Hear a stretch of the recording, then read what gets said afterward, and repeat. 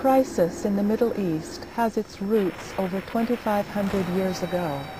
As we have seen, Nebuchadnezzar was used by God to uphold his law and exile Judah to Babylon. In Babylon, the Jews were suddenly without the capital city and temple on which they had always depended as the focus of their worship. As a result, a class of priests arose in Babylon, called Sopharim or scribes. These assumed the role of providing religious education and leadership to the exiled Jews. By the time Christ came on the scene, this priestly class, by then called the scribes and Pharisees, had completely overturned the written law of Moses, substituting their own opinions, called the oral tradition. Through this, they made the law of God of none effect. Such opinions, largely formulated under Babylonian influences, are now contained in the vast, rambling Babylonian Talmud. Modern Orthodox Jews regard the Talmud of the Pharisees as of much higher authority than the Bible.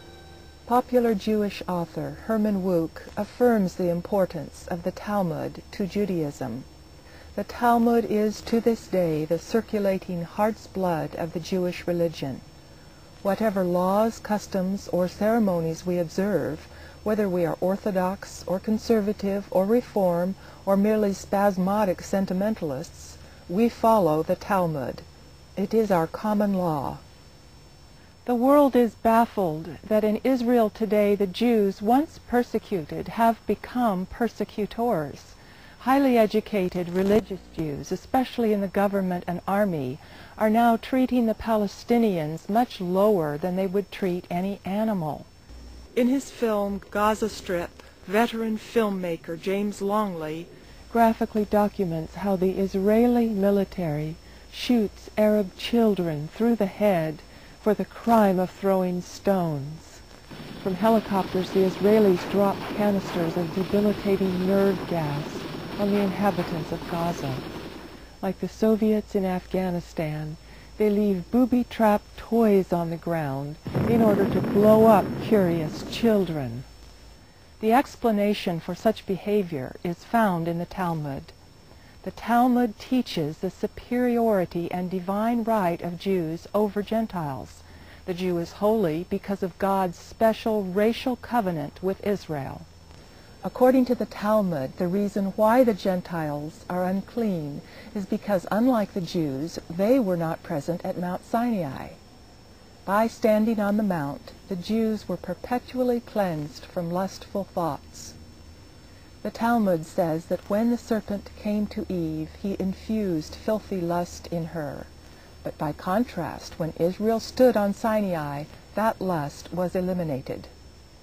In its article on Gentiles, the authoritative Jewish encyclopedia summarizes the Talmud's view of Jewish moral superiority. The Talmud comments on the untruthfulness of Gentiles and contrasts it with the reputation of the Jew. The remnant of Israel shall not do iniquity nor speak lies, neither shall a deceitful tongue be found in their mouth.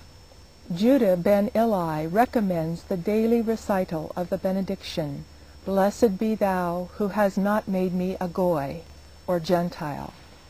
The Talmudic writers, this article continues, said that only Israelites are men. Gentiles they classed, not as men, but as barbarians. Thus the Pharisees proclaimed that all the congregation of Israel are holy. They are so holy, the Talmud says, that he who smites an Israelite on the cheek is as though he had assaulted the divine presence. The world is shocked at how Israel criminalizes Arab young people, often shooting them down as if they were animals.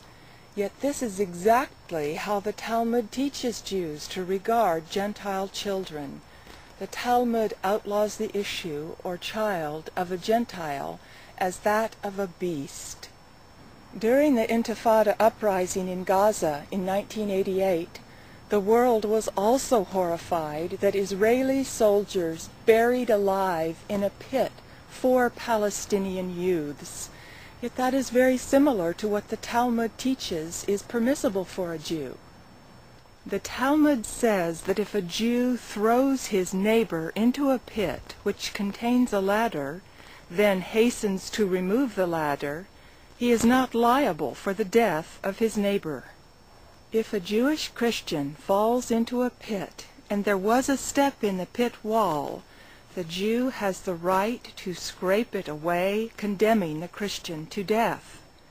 The Jew is also permitted to roll a large stone over the pit opening, guaranteeing his victim does not survive. Or, should there have been a ladder in the pit, the Jew is encouraged to remove it, claiming he needs it to rescue his son from a roof. The Talmud's homicidal hatred of Gentiles leaps from its pages. One of the Talmud's most respected rabbis, the great Simeon ben Yochai, is quoted by the Jewish Encyclopedia. The best among the Gentiles deserves to be killed. The best of snakes ought to have its head crushed. Today in Israel, during the annual festival of Lag BaOmer, tens of thousands of Orthodox Jews assemble in Meron, the traditional burial place of Simeon ben Yochai. Through song, dance, and exhortation, they honor his memory. The prestigious Encyclopedia Judaica describes ben Yochai as one of the giants of Judaism for all time.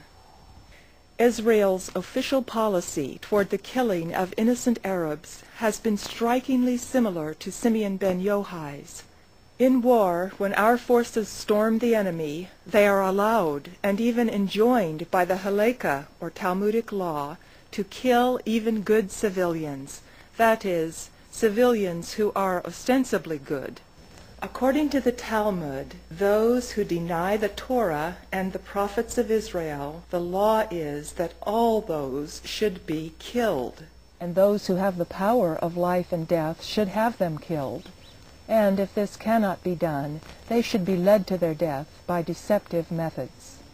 The Talmud clearly does more than dehumanize Palestinians. It dehumanizes Jews. The Talmud is the scalpel that makes the Mideast bleed.